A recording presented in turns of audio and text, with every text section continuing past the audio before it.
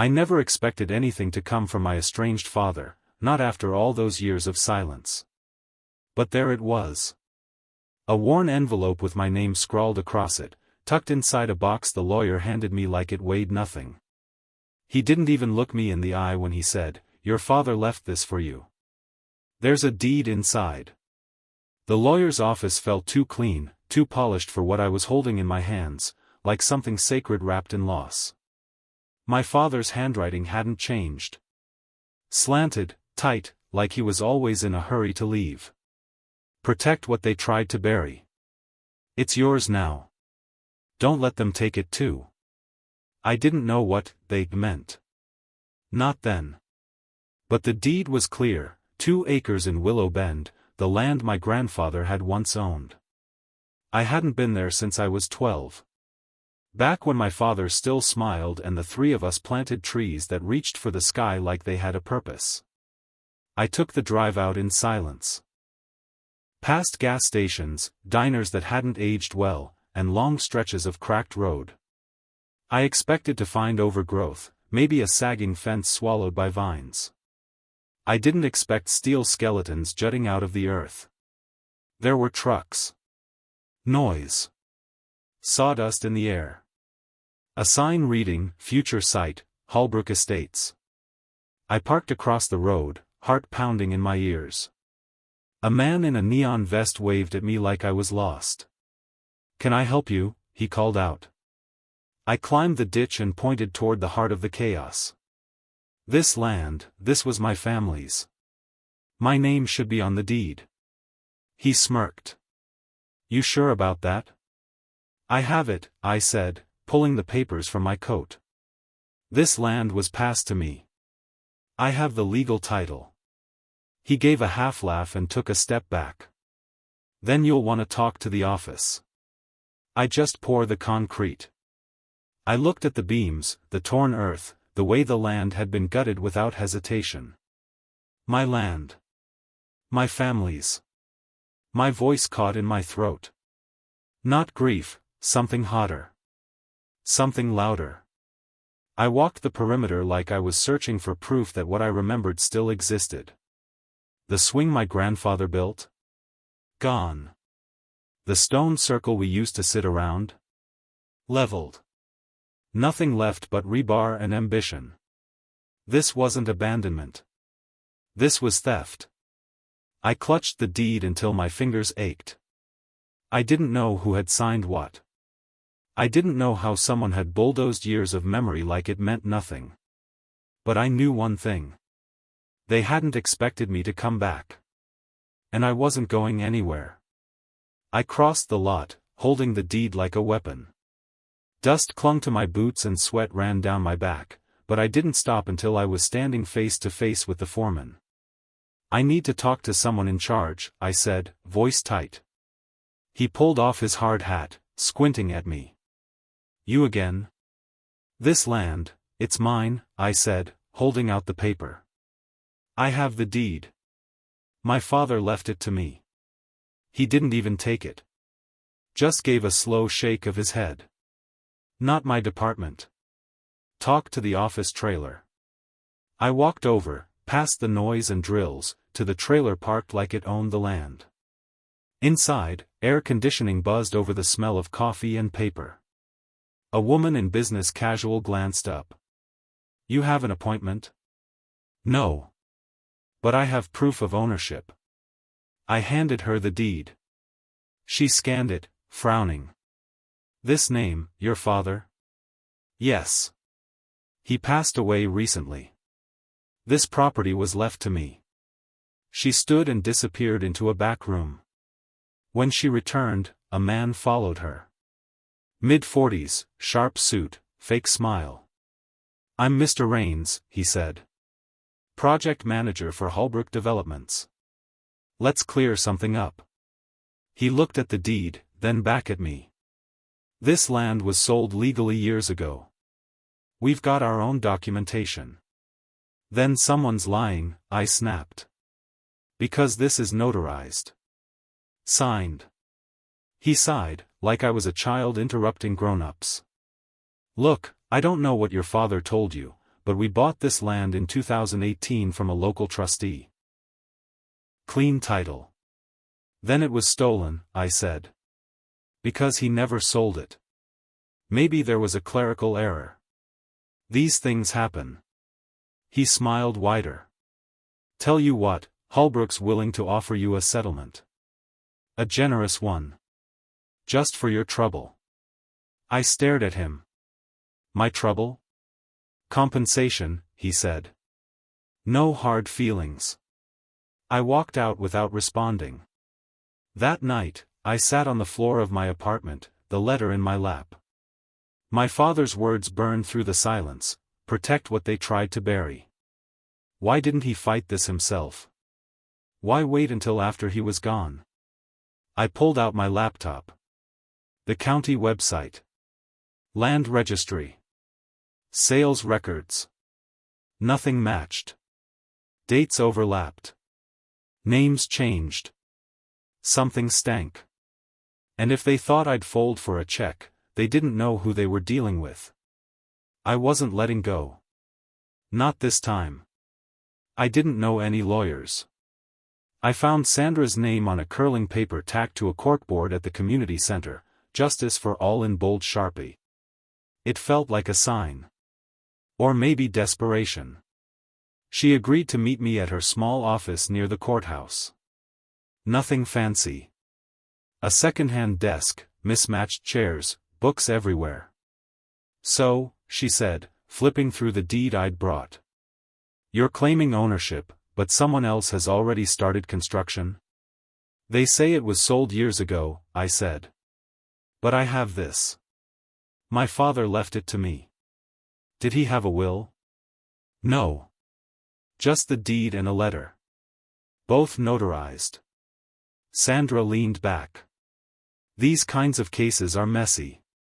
If you're right, someone forged documents. That's criminal.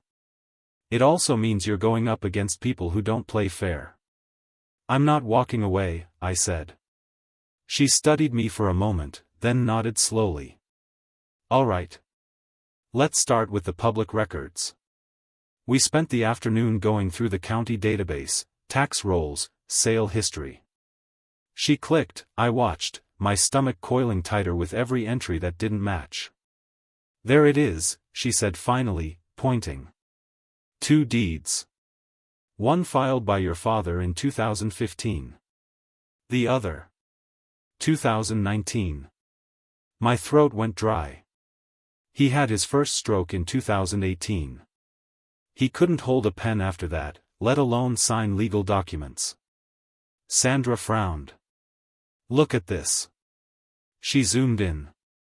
The 2019 deed has his signature. No way, I whispered.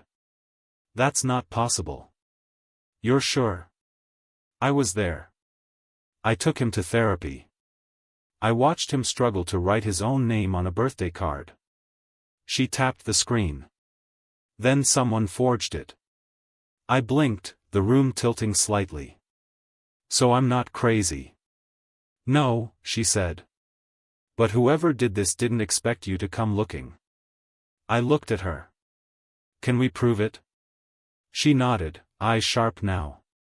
We'll get a handwriting analyst.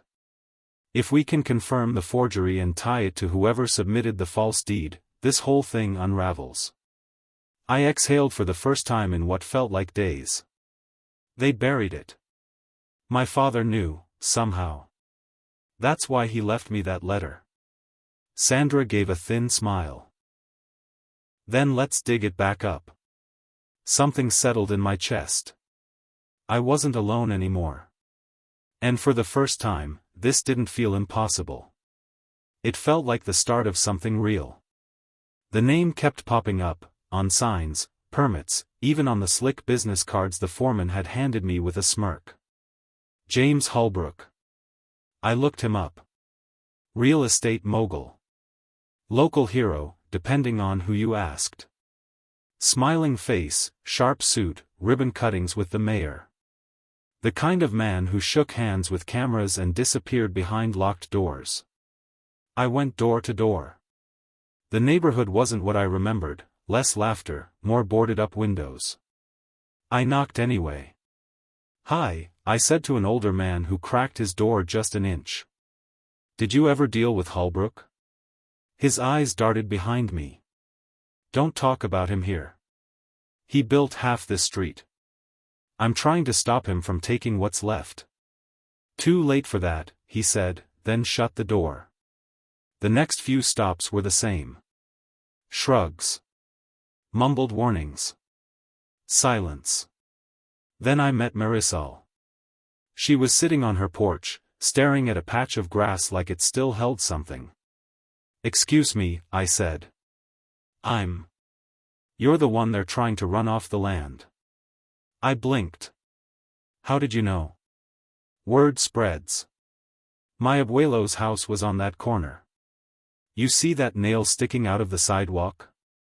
I looked. Barely visible. They tore his house down at 2 in the morning. No permit on the door. No hearing. Just gone. "What did he do?" "He died 2 weeks later," she said flatly. "Of nothing," the doctors said. I swallowed hard. "I'm sorry." She turned to me. "You're not the only one with papers that vanished. I had the original deed. Next thing I know, the file's gone. The city clerk says I must be mistaken." "Holbrook?" She nodded. "He doesn't show up. Just his people. Lawyers, contractors, men with clipboards." Smiling. I sat down beside her. "I thought this was about my father. About the land he left me. But this is bigger." Marisol's voice softened. "They count on us staying quiet." I looked down at the sidewalk, at that single crooked nail. A marker of what once stood. "I'm not staying quiet anymore," I said. She reached into her pocket and handed me a small photo, her grandfather, smiling in front of the house that no longer stood. "Then don't stop," she whispered. "Don't let them bury us twice." The smoke hit me before the sirens did. Bitter, sharp. I turned the corner and saw it, orange in the sky, rising fast, swallowing the roofline like it had waited for this moment. The barn. My grandfather's barn. Flames licked the walls, windows shattered. I froze. "Dad." Layla's voice shook as she tugged my sleeve. "What's happening?" I pulled her close. "Stay behind me." People gathered. Phones out. Some whispered. Others just stared. A cop stepped over, arms folded like he was waiting for coffee. "Looks like squatters might have lit something. These old buildings go fast." "That was my family's," I snapped. "It wasn't some accident." He barely blinked. "No security cameras. No witnesses. Fire crews will file a report." "That's it?" "Unless you've got proof, sir, there's not much else we can do." Proof. That word echoed in my head all night as I watched what was left of our history crumble into ash. They weren't subtle. The fire was a message. Stop digging. Back off. But it did the opposite. The next morning, I took the deed, the forged documents, everything Sandra had helped me find, and walked into a dingy community radio station 2 blocks from the courthouse. "I have a story," I told the receptionist. "And documents to prove it." She raised an eyebrow. "How dirty." "Forged signatures. Bribed clerks. Fires. Holbrook." That name got me a seat. The first reporter, a wiry guy named Joel, leaned forward, reading every line of the timeline I'd typed up. "You sure you want to go public? They burned down part of my past. I'm not letting them erase the rest." Joel published the piece 2 days later. "Local man challenges Holbrook over land fraud." It was a ripple. Then more stations called. A blog picked it up. Then a podcast. Each time, I told the story again. Calm. Clear. I showed them my father's signature, how it changed after his stroke. How dates didn't line up. How the city records had gaps. Whispers turned to messages. Anonymous tips. Emails. A woman from the next block called and said, "They took my dad's place too." No warning. Just bulldozers. I started compiling it all. Every stolen home. Every false deed. Every silence. One night, as I tucked Layla into bed, she looked up, eyes wide. "Will they take our house too, Dad?" I knelt beside her. My throat tightened, but I smiled. "Not if I can help it." She pressed a crayon drawing into my hand. "It's our house. So we don't forget." I didn't forget. I wouldn't. That fire didn't scare me off. It lit the fuse. Sandra's calls became a regular part of my day, each one another step closer to unraveling the truth. "I've got something," she told me one afternoon. Emails. Phone logs. This could be big. I leaned forward, bracing myself. "What do we have?" "The smoking gun." She paused, "Then read me a conversation from one of the emails, it'll be signed tomorrow." "He's too old to fight." The sender? Harold Timmons, head of zoning. The recipient? None other than James Holbrook. My stomach twisted. They'd been planning this for years. My father had been nothing but a target to them, and they knew he wouldn't live long enough to fight back. "You're sure this is it?" I asked, my pulse picking up. "Yeah. We've got everything. But we need to move fast." I didn't wait for her to say more. The next day, I was in City Hall, walking into that sterile, oversized room where they held council meetings. The seats were filled with the usual faces. Politicians, businessmen, a few people who looked like they might have accidentally stumbled in from the street. But all I could focus on was Harold Timmons sitting at the head of the table, looking smug like he always did. When they called for public comments, I stood up, my heart racing but my voice steady.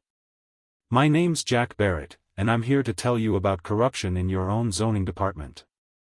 The room went quiet. I could feel all eyes on me.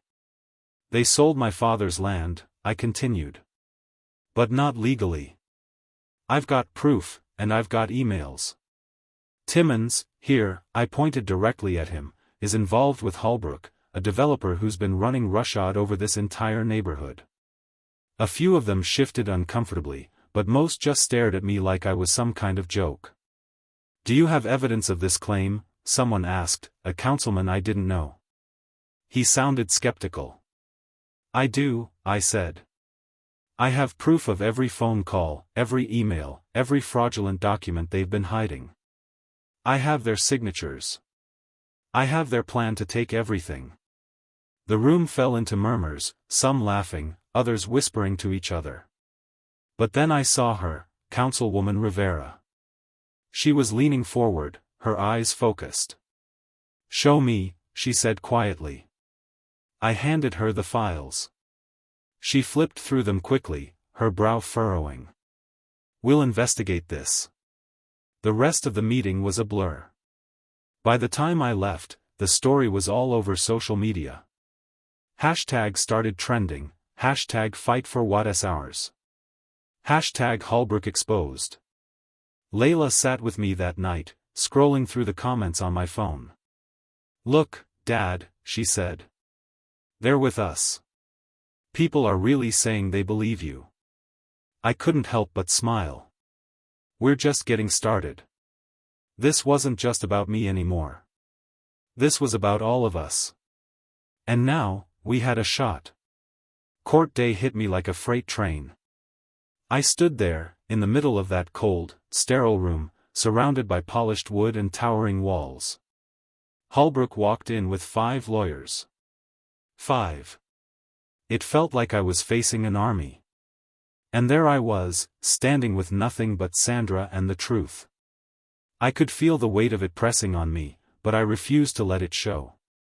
This wasn't just about me anymore. This was about everything they were trying to take from us. The proceedings started, and I barely registered the first few words. All I could think about was how I was going to make them listen, how I was going to make them see the truth.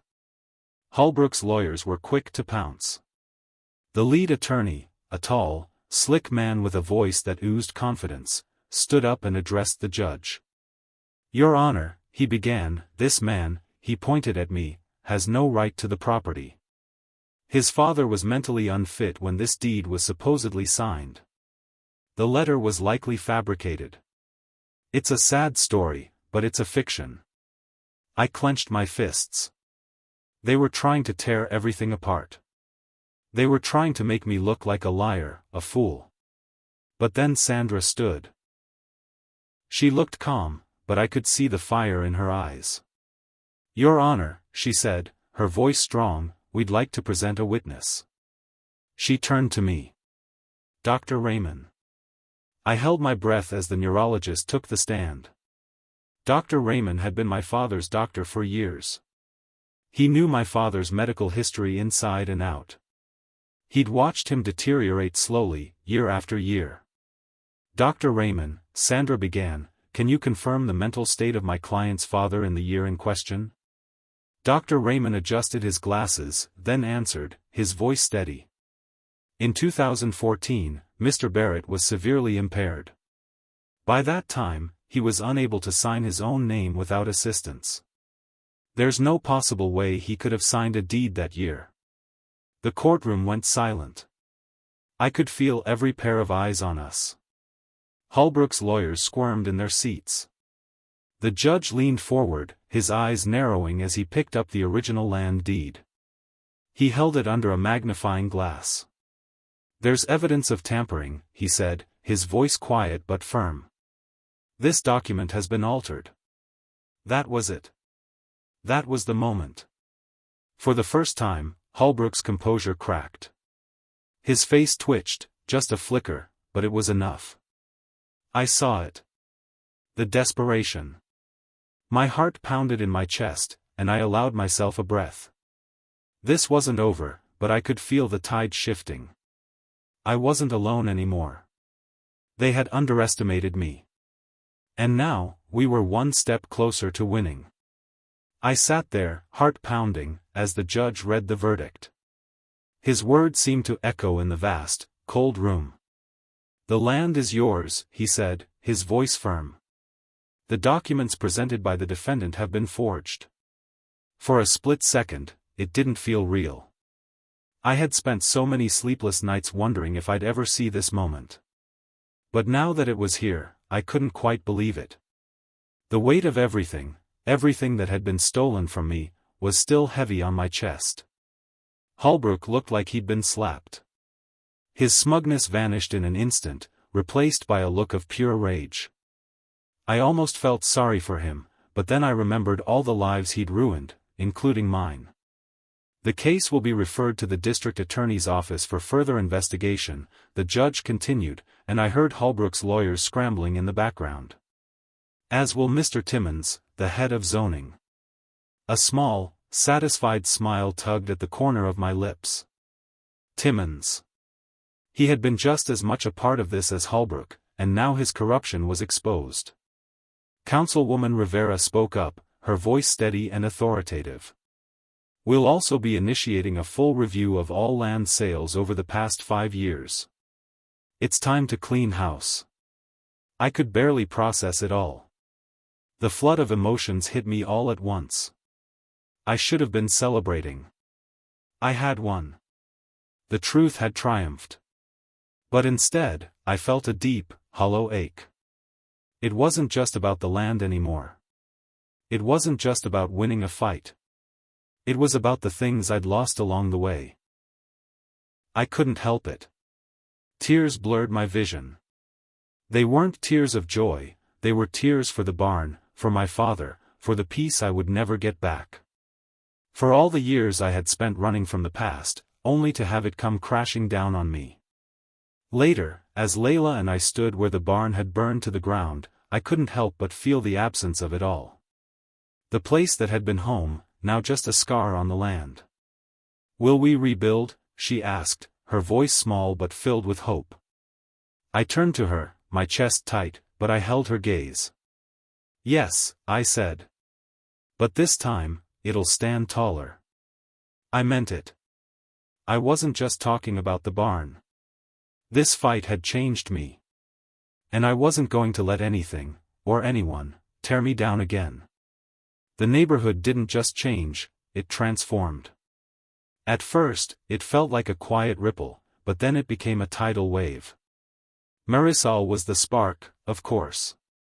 She started a neighborhood council, something I never would have imagined when I first stepped onto that land. People who had lost their homes now had a voice. They painted murals on the fences where houses had once stood, creating something beautiful where destruction had been. I was invited to speak at a town hall meeting. Me, the man who'd spent most of his life running from the world. Now I was standing in front of hundreds of people, many of them strangers, but all of us connected by something bigger than any of us could have anticipated. I cleared my throat, feeling the weight of every pair of eyes on me. "I didn't start this fight for others," I said, my voice steady, but somewhere along the way, it stopped being about just me. It became about all of us. The words felt right. True, even. I wasn't just a man fighting for his land anymore. I was a part of something bigger, a community that had finally found its voice. After that night, we formed a coalition. We called it Legacy Watch. It was simple, but it meant everything. We weren't just protecting homes anymore, we were defending futures, making sure no one else would have to suffer what we'd been through. It wasn't about revenge anymore. It was about standing together. As for my land, I couldn't leave it untouched. The barn was gone, but the spirit of the place hadn't been erased. I turned part of it into a community garden, a place for everyone. It was small at first, just a few plants, some dirt, but it grew. It was a reminder that even in the face of destruction, life could take root again. And that's what I realized, we were rebuilding something far more important than just buildings. We were rebuilding trust, connection, and hope. We weren't just surviving anymore, we were thriving. And for the first time in a long time, I felt like I belonged. Marisol stood beside me one evening as we worked the soil together. "Look at what we've done," she said, smiling. "You're part of something much bigger now."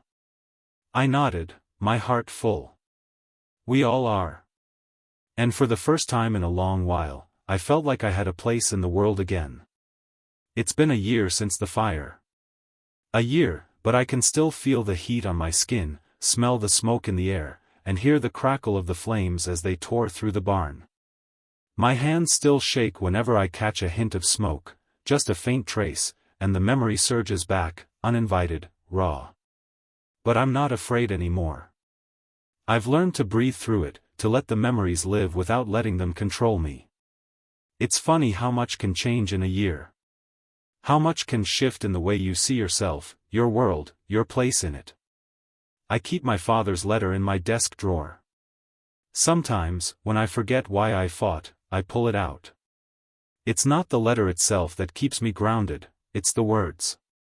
Protect what they tried to bury. It wasn't just a fight for land. It was a fight for something deeper.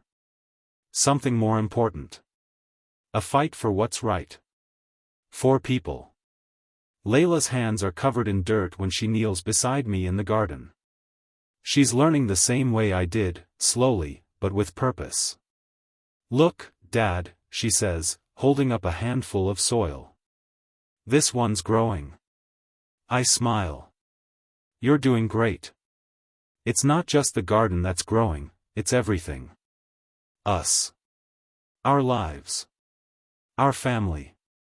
Sandra visits on weekends now, offering legal advice when she can, but mostly just showing up, a steady reminder of how far we've come. There's no more talk of corruption in the air, not around us anyway. Rivera's reforms are changing how things work in this town. The old ways, the shady deals. They're starting to crack under the weight of what we built. What we stood for. I realize now that the fire didn't destroy everything. No, it revealed what had been hiding all along, the injustice, the corruption, and the brokenness. But it also revealed something else. Something bigger than I ever expected. It revealed the strength of the community. It revealed me. I lost a building, a barn that held too many memories to count, but in the end, I gained something far more important. I found my voice. I found a mission. I found a community that cared. And in the end, I found myself. True justice heals more than property. It rebuilds people, too. And for the first time in a long time, I feel whole again.